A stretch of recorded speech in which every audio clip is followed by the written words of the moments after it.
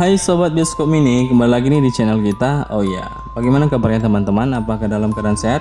Semoga dalam keadaan sehat dan selalu diberikan rezeki oleh Tuhan Yang Maha Esa ya. Oke, di kesempatan kali ini kita akan mereview alur film Gonjiam Haunted Asylum.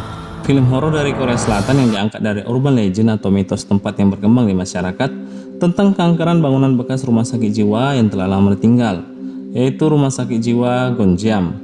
Film yang bergenre horor misteri ini mendapatkan rating sebesar 6,2 di IMDb. Rating yang cukup bagus di kelas film horor ya teman-teman ya. Film ini bercerita tentang sekumpulan anak zaman now yang melakukan vlog dan streaming online untuk menelusuri tempat-tempat angker.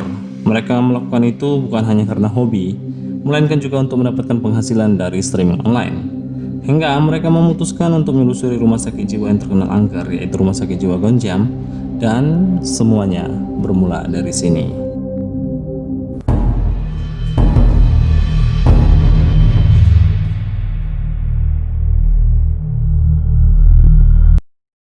Oh ya, sebelum kita lanjut ke filmnya, jangan lupa yang baru mampir ke channel ini untuk subscribe channel ini dan juga like videonya agar kedepannya saya bisa lebih bersemangat lagi untuk memberikan video-video yang lebih baik lagi buat teman-teman Bioskop Mini.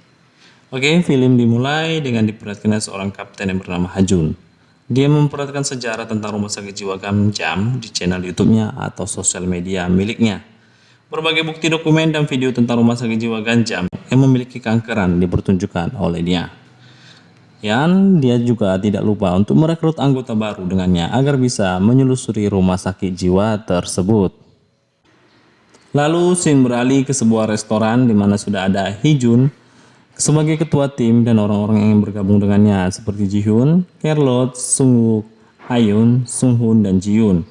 Akhirnya mereka pergi untuk makan dan bersenang-senang serta berbincang-bincang tentang pekerjaan yang akan mereka lakukan. Mereka akan live streaming di rumah sakit jiwa itu. Namun kembali lagi mereka berbincang lagi dan saling menakuti teman setimnya dengan mitos rumah sakit jiwa itu. Namun ketua Hajun berkata jika mereka berhasil mendapatkan 1 juta penonton di live streaming, mereka akan mendapatkan $500.000 dan mereka akan mendapatkan bagian-bagian mereka yang sesuai dengan perjanjian. Mendengar hal itu, mereka saling bergembira dan saling bercanda satu sama lain. Hingga esok harinya mereka berangkat menggunakan mobil dan perlengkapan lengkap yang cukup canggih, seperti kamera GoPro, drone, CCTV. Mereka juga menjelaskan bagaimana tahap-tahap nantinya mereka live streaming. Dan ternyata puncak dari acara tersebut yaitu membuka kamar 402. Yang terkenal angker di sana. Namun mereka mengundinya siapa yang akan membuka kamar 402 dengan kamera yang berputar. Dan ternyata Ji-hoon yang terpilih. Lalu mereka memutuskan untuk bersenang-senang sekali lagi sebelum bekerja, yaitu dengan berenang di pinggiran pantai. Ya, memang film seperti ini selalu diawali dengan yang senang-senang baru ke petaka yang akan datang.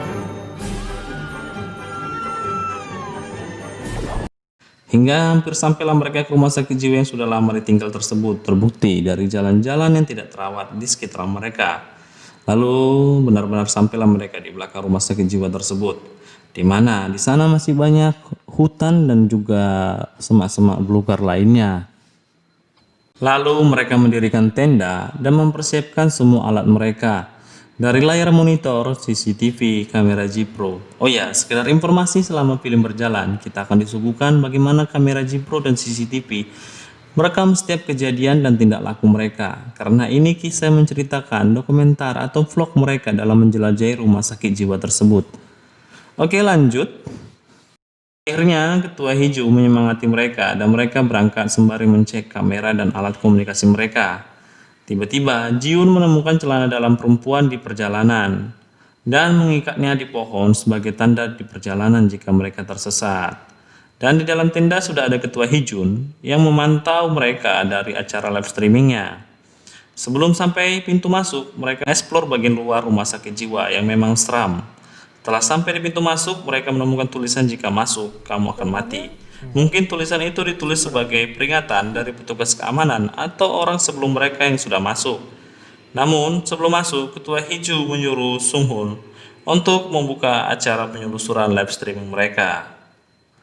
Akhirnya mereka masuk dan mulai mengeksplor rumah sakit itu. Oh iya, admin sarankan ketika menonton film ini agar teman-teman menggunakan headset atau suara yang lumayan kuat dan mematikan lampu kamar agar suasana horor dari film ini lebih terasa Dan buat yang suka sport jantung, film ini direkomendasikan. Tetapi buat kamu yang punya sakit jantung, film ini tidak direkomendasikan ya teman-teman ya. Oke lanjut, lalu mereka memperlihatkan setiap lorong dari ruangan di sana. Hingga mereka memancing hantu tersebut dengan air suci dan menghidupkan lilin. Lalu Sung Hoon mulai melaporkan keadaan di sana. Tapi tiba-tiba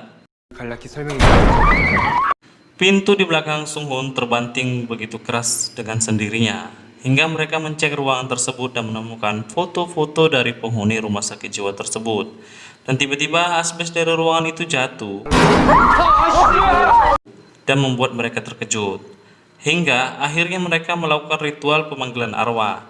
Tapi sebelum melakukan pemanggilan arwah, Kerlot menulis namanya di dinding dan di bawahnya ada tulisan agar hidup. Ya, tulisan itu artinya Kerlot agar hidup. Lalu mereka pergi ke sebuah ruangan, yaitu Kerlot dan temannya, di mana ada boneka di dalam lemari. Akhirnya mereka berkumpul bersama kembali dan mulai melakukan ritual pemanggilan arwah.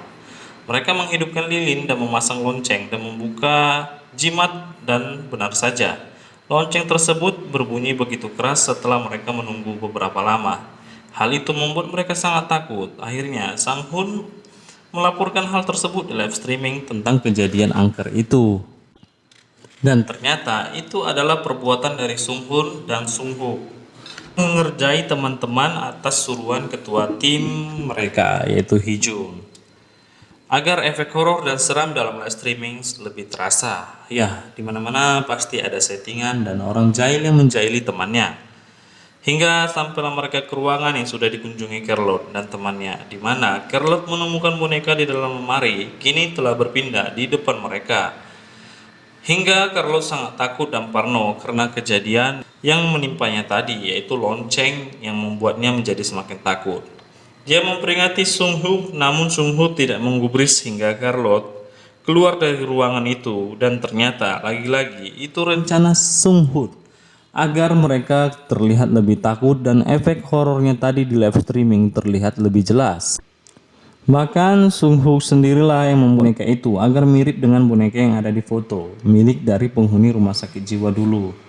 Lagi-lagi di ruangan berbeda, Sung Ho mencoba menakut-nakuti temannya dengan memasukkan tangannya ke peti dan berpura-pura ditarik. Hingga semua panik, merasa tidak yakin, Ji Hoon masukkan tangannya ke peti. Dan tiba-tiba tangan Ji Hoon benar-benar ditarik, bahkan meninggalkan bekas luka. Dan tak berapa lama, tiba-tiba ada yang menggerakkan selendang Kerlot. Melihat hal itu, mereka semua lari ketakutan termasuk Sung Ho. Akhirnya mereka semua panik dan ingin mengakhiri semua live streaming ini. Tak hanya itu, mereka melihat tulisan yang tadinya Kerlot hidup, kini menjadi Kerlot ayo mati. Hingga Kerlot dan Ji Hoon makin takut sejadi-jadinya. Kerlot dan Ji Hoon memutuskan untuk pergi dan mengakhiri ini semua. Melihat hal ini semua, Sung Yu meminta kapten menjelaskan semuanya. Namun kaptennya juga tercengang melihat kejanggalan ini. Sung Yu meminta penjelasan dan memaksa kapten, namun kapten berbohong dan memaksa untuk lanjut karena live streaming sini sudah banyak ditonton oleh banyak orang. Di dalam perjalanan, Kerlot dan Ji Hoon mulai tersesat. Bahkan mereka mengikuti tanda celana dalam yang mereka gantung tadi, namun mereka tetap tersesat dan balik lagi di tempat tersebut. Tapi tiba-tiba mereka terkejut melihat barang-barang rumah sakit jiwa tadi berada di luar, hingga Kerlot memanggil Ji Hoon yang terdiam. Dan tiba-tiba Ji Hoon telah diambil jiwanya oleh hantu rumah sakit jiwa itu, hingga dia kerasukan. Hingga akhirnya Kerlot ditarik namun berhasil kabur dan masuk ke tenda. Setelah masuk, ternyata Kerlot bukan di dalam tenda, melainkan di dalam kamar 402. Di sana juga sudah ada Ji Hoon yang jiwanya telah diambil tadi, dan sesosok yang menyeramkan, yaitu makhluk dari ruangan 402.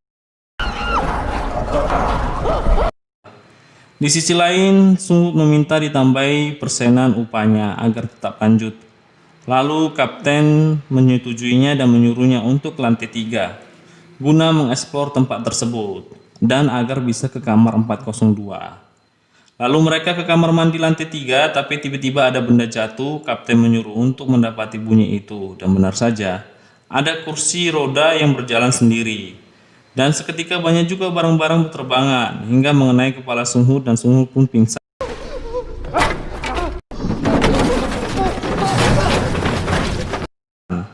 Ketika teman Sung Hood yaitu Sung Hoon ingin kabur, dia terpental terkena pintu dan pingsan juga.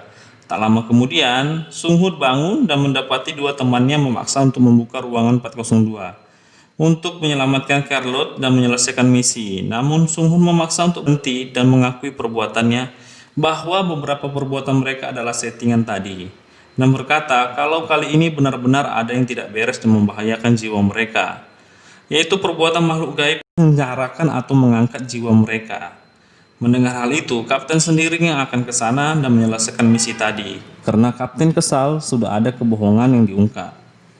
Namun tiba-tiba mereka mendengar suara Charlotte sekali lagi, dan kamera pun bergerak dan menangkap sosok lain. Begitu juga pintu 402 terbuka sendiri, lalu tiba-tiba mereka sudah di dalam kamar 402 yang penuh air. Lalu satu persatu mereka ditangkap dan disentuh oleh hantu itu dan jiwa mereka pun hilang begitu saja. Tak butuh waktu lama, ketua tim pun datang menyusul mereka dan masuk ke kamar 402. Tapi tiba-tiba ketua tim merasakan ada sesuatu di belakangnya. Oke, sebelum video kita lanjut, saya sarankan teman-teman menyiapkan mental terlebih dahulu karena di sini akan ada spot jantung ya.